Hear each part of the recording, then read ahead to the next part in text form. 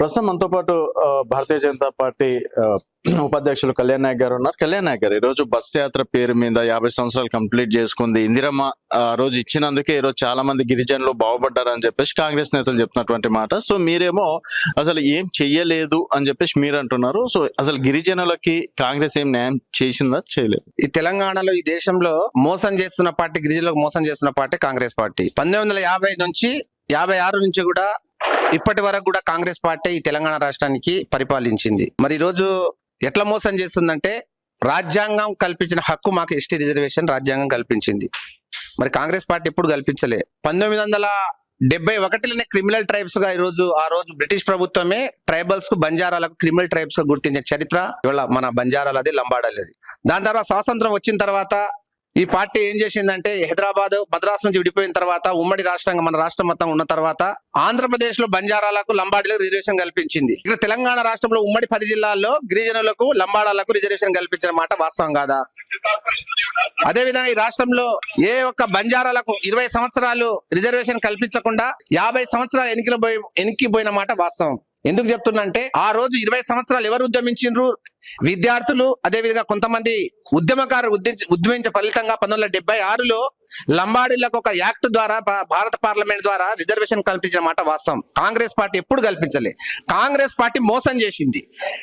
ఆంధ్రప్రదేశ్ ఏర్పడిన తర్వాత 1956 తర్వాత ఏర్పడ్డ తర్వాత బంజారాలకు రిజర్వేషన్ కల్పించాల్సిన కాంగ్రెస్ పార్టీ వాళ్ళ తప్పిదం వల్ల, పరిపాలన చేతగాక కాంగ్రెస్ పార్టీ మోసం చేసి ఈ యాత్ర పేరు మీద వాళ్ళ గుడాల్లో పోతుంది. ఖబర్దార్, కాంగ్రెస్ పార్టీని హెచ్చరిస్తా ఉన్నాను.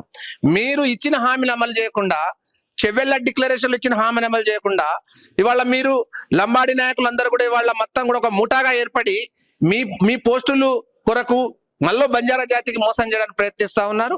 దీనికి విద్యార్థులు, నిరుద్యోగులు, బంజారా స్త్రీలు, తెలంగాణలో ఉన్న ప్రజలు అడ్డుకుంటారు. మీకు చీపురు కట్టబట్టుకొని మీకు స్వాగతం పలకాల్సిన అవసరం ఇప్పుడు ఉంటది. దీనికి యువకులారా అడ్డుకోవాలి మనం. ఎందుకంటున్నంటే, కాంగ్రెస్ పార్టీ మోసం చరిత్ర కాంగ్రెస్ పార్టీది కనుక ఇప్పటికైనా గ్రహించాలి. ఓటు బ్యాంకునే లంబాడాలకు చూస్తుంది కాంగ్రెస్ పార్టీ కనుక ఇప్పటికైనా ప్రజలు మేల్కొని యాత్ర పేరు మీద, ఓట్ల పేరు మీద మోసం చేయాలని వస్తే అడ్డుకోవాల్సిన అవసరం ఉందని నేను తెలియజేస్తా ఉన్నాను. పని పాట లేనోళ్ళు మాత్రమే యాత్రను అడ్డుకునే ప్రయత్నం చేస్తారు, అదేదాని స్టేట్మెంట్లు ఇస్తారు. అది ఎవరు చేసినా కూడా వాళ్ళంతా చూస్తామని చెప్పేసి ప్రస్తుతం ఉన్నటువంటి ఎంపీలు చెప్తున్నటువంటి మాట. ఎవరంతా చూస్తారు? వాళ్ళ గ్రామాల తండాల పోతే ఎవరంతా చూస్తారో తెలుస్తుంది. బలరాం నాయక్ గారు ఉసుక దందా చేసుకోనికే ములుగులు ఆయన గిరిజనులు ఉపయోగించి ఏ రకంగా చేస్తున్నది అందరు తెలుసు. ఏ ములుగుల ఆయన పార్లమెంటు స్థానంలో ఏ ఒక్క తండాకు రోడ్లు లేవు, ఏ ఒక్క తండాకు నీటి వసతి లేదు. ఈ కాంగ్రెస్ ప్రభుత్వం ఏం చేయాలి? 2.5 సంవత్సరాలు ఆయన సంపాదించుకోవడానికి, ఆయన డెవలప్మెంట్ చేసుకోవడానికి పనికొచ్చింది తప్ప తెలంగాణ రాష్ట్రంలో ఈ లీడర్లు ఏం చేయలేదు. ముఖ్యమంత్రి రేవంత్ రెడ్డి గారు కూడా చెవెళ్ళ డిక్లరేషన్ అమలు చేయకుండా, చెవెళ్ళ 10-12 హామీలు ఇవ్వడం జరిగింది, ఇంప్లిమెంట్ చేయకుండా ఆయన మరోసారి గిరిజనులకు వంచడానికి యాత్ర పేరు మీద పోతుండు. దీనికి మేము భారతీయ జనతా పార్టీ ఒకటే చెప్తా ఉన్నాము, మీరు యాత్ర చేసుకోండి, మాకు అభ్యంతరం లేదు. యాత్ర పేరు మీద మీరు ఈ హామీలు నెరవేర్చకుండా గ్రామాల్లో, తండాల్లో, గుడాలు వస్తే తప్పకుండా వాళ్ళు గిరిజనులు అడ్డుకుంటారు, వాళ్ళు ప్రశ్నిస్తారు. దీనికి మీరు సిద్ధంగా ఉండాలని భారతీయ జనతా పార్టీ డిమాండ్ చేస్తా ఉన్నది.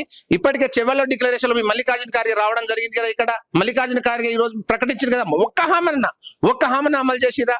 పోడు భూముల సమస్య పట్టాలు ఇచ్చిర్రా? ప్రతి గ్రామ పంచాయతీ 20 లక్షలు ఇచ్చిర్రా? నిరుద్యోగులకు ఉద్యోగాలు ఇచ్చిర్రా?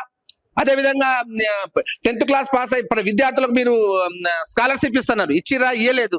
మరి అభయహస్తం పేరు మీద 12 లక్షలు ఇచ్చిర్రా? ఏ ఒక్క 12% రిజర్వేషన్ పేస్తారు? ఇయ్యలే, ఏ ఒక్కటి ఇయ్యలే. ఈ రోజు కొంతమంది స్టేజ్ల మీద మాట్లాడుతున్నారు అంటే అది ఇందిరాగాంధీ పెట్టినటువంటి భిక్షతోటే ఈ రోజు ఇటు వరకు ఎదిగారు అని చెప్పేసి అంటున్నారు. అది తప్పు, మా హక్కు అది. భిక్ష ఇందిరాగాంధీ ఎవరికి భిక్ష పెట్టలేదు, అది మా రాజ్యాంగం హక్కు.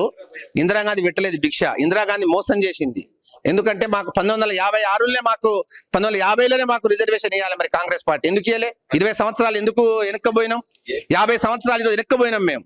20 సంవత్సరాలు రిజర్వేషన్ ఇవ్వలే తెలంగాణ రాష్ట్రంలో, ఉమ్మడి జిల్లాలో ఇవ్వలేదు. అది కాంగ్రెస్ పార్టీ వైఫల్యం కాదా? ఆ రోజు ఇందిరాగాంధీ ఉన్నది కదా. ఆ రోజు ఇందిరాగాంధీ ప్రధానమంత్రి ఉన్నాడు, జవహర్లాల్ నెహ్రూ కూడా ప్రధానమంత్రి ఉన్నాడు కదా. మరి వాళ్ళు ఎందుకు యాక్ట్ చేంజ్ చేయలేకపోయారు? ఒకే భాష, ఒకే ఆహార అలవాట్లు, ఒకే ఉన్న ఈ తెలంగాణ రాష్ట్రంలో రిజర్వేషన్ ఇవ్వక 20 సంవత్సరాలు వెనక్కిపోయిన మాట వాస్తవం. మరి కాంగ్రెస్ పార్టీ అది కనిపిస్తలేదా?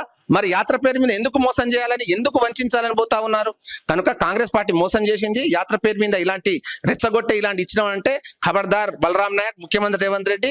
తెలంగాణలో ప్రజలు తిరగబడతారు, నిరుద్యోగులు తిరగబడతారు, బంజారాలు తిరగబడతారు. మీరు హామీలు ఇవ్వకుండా పడితే మీరు చీపుర్ల కట్టతో స్వాగతం పలకాలని తెలంగాణ సమాజాన్ని బంజారాలకు లంబాడాలకు నేను వేడుకుంటున్నాను.